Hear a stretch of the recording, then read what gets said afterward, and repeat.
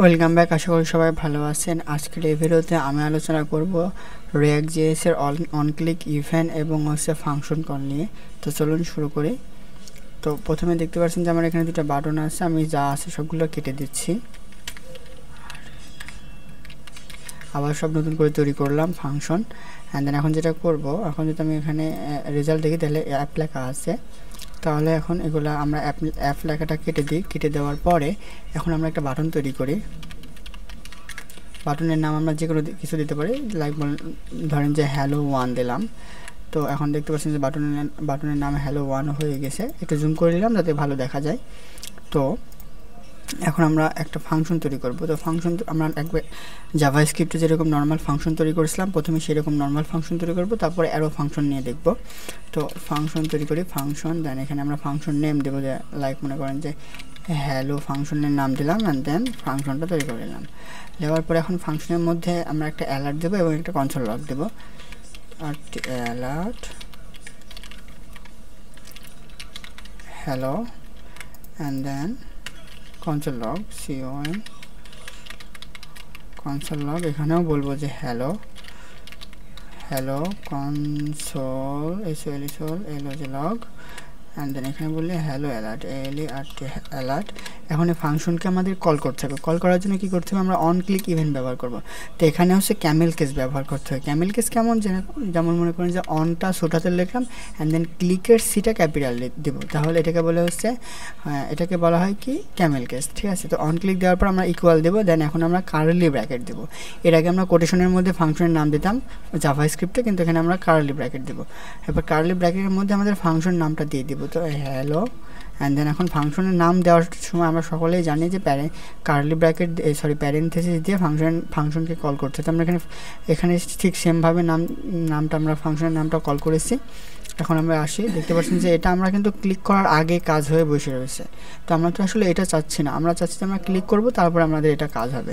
Double click করলাম, তারপরে এটা থেমেছে। আবার যদি রিলোড করি, তারপরে দেখবেন যে এটা হচ্ছে রিলোড, মানে আমি ক্লিক করার আগে শুধু রিলোডের সময় এটা কাজ হয়ে যাচ্ছে। তো এটা বন্ধ করার জন্য যেটা করতে হবে, আমরা যেটা করব, এই যে ফাংশন আছে না, এই যে কার্লি ব্র্যাকেট আছে না অন ক্লিক ইভেন্টের মধ্যে হচ্ছে কার্লি ব্র্যাকেটের মধ্যে যে আমরা ফাংশনের নাম দিয়েছি সেটাকে প্রথমে কেটে নিলাম।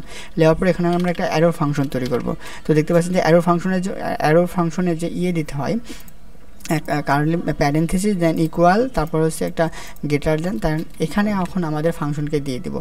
এইটার কারণে প্রথমে হবে কি, যে হচ্ছে আমাদের অন ক্লিক ইভেন্টটা প্রথমে আমাদের এইটাকে দেখবে, যখন আমরা ক্লিক করব তখন এই হ্যালোটার কাজ হবে। ঠিক আছে, তো এখন আমরা যদি আসার পরে ওকে করলাম, অ্যান্ড দেন এখন যদি আমি রিলোড দেওয়ার পর দেখতে পাচ্ছেন যে কোনো কাজ হচ্ছে না। এখন যদি আমি ক্লিক করার পরে কাজ হচ্ছে, আমি ওকে দিলাম, দেখতে পাচ্ছেন যে কনসোল লগেও আসছে, তারপর হচ্ছে আমাদের এটা সব ঠিকঠাকভাবে কাজ করছে যেমন কাজ করা উচিত।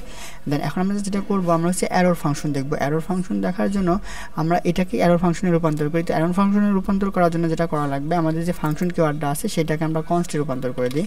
তো কনস্ট করে দিলাম, অ্যান্ড দেন অ্যারোর ফাংশন দেওয়ার জন্য আমাদের ফাংশন নামের পরে একটা ইকুয়াল চিহ্ন দিতে হবে, অ্যান্ড দেন প্যারেন্থেসিস পর ইকুয়াল, দেন গ্রেটার দেন, তাহলে আমাদের কি অ্যারোর ফাংশন হয়ে গেল। তো অ্যারোর ফাংশন হওয়ার পরে আমরা আবার এখানে প্যারামিটার পাস করাও দেখবো। ঠিক আছে, তো এখন আমরা যেটা করব, আমাদের ফাংশন যেভাবে কল করা আছে ওইরকমই কল করা থাক। এখন যদি আমরা এখানে আসার পরে ক্লিক করলে দেখতে পাচ্ছেন যে সব কিছু ঠিকঠাকভাবে কাজ করতেছে। এখন আমরা যেটা করব, প্যারামিটার কীভাবে পাস করে সেটা দেখবো। এটা মূলত আমাদের অ্যারো ফাংশন কীভাবে কল করছে সেটা কিন্তু আমরা সব দেখে ফেললাম, যে মানে একটা নর্মাল ফাংশন এবং একটা অ্যারো ফাংশন সেমভাবেই কল করা হয়।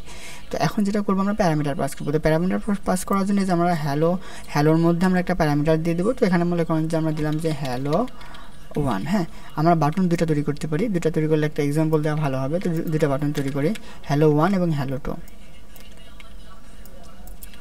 তো ফাংশনের নাম একই থাকলো, কিন্তু প্যারামিটার আমরা দুটো দিয়েছি। এখন যেটা করব, আমরা এই জায়গাতে আমরা এরকম লেখা না দিয়ে প্যারামিটারের নাম দিয়ে দেবো। তো আমরা প্যারামিটারের ভ্যালুটা গ্রহণ করব কি দিয়ে, এই যে নেম, এই নেমের মাধ্যমে প্যারামিটারের ভ্যালুটা গ্রহণ করব।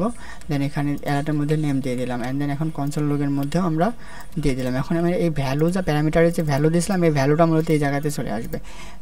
দেখি রিলোড দিলাম, দেখতে পাচ্ছেন যে দুটো বাটন, আমি যখন হ্যালো 1-এ ক্লিক করছি এখানে অ্যালার্টে দেখাচ্ছে হ্যালো 1, ক্লিক করার পর কনসোল লগে হ্যালো 1 আসছে। আবার যখন আমি হ্যালো 2-এ ক্লিক করছি তখন দেখতে পাচ্ছেন যে হ্যালো 2 অ্যালার্টে দেখা যাচ্ছে। আবার যদি ক্লিক করছি, দেন কনসোলে হ্যালো 2টা চলে আসছে। তো এইভাবে মূলত একটা মানে রিঅ্যাক্ট জেএসে অন ক্লিক ইভেন্ট ব্যবহার করতে হয় এবং হচ্ছে ফাংশনকে কল করতে হয়। তো ভালো থাকেন, সুস্থ থাকেন, দেখা হচ্ছে নেক্সট ভিডিওতে।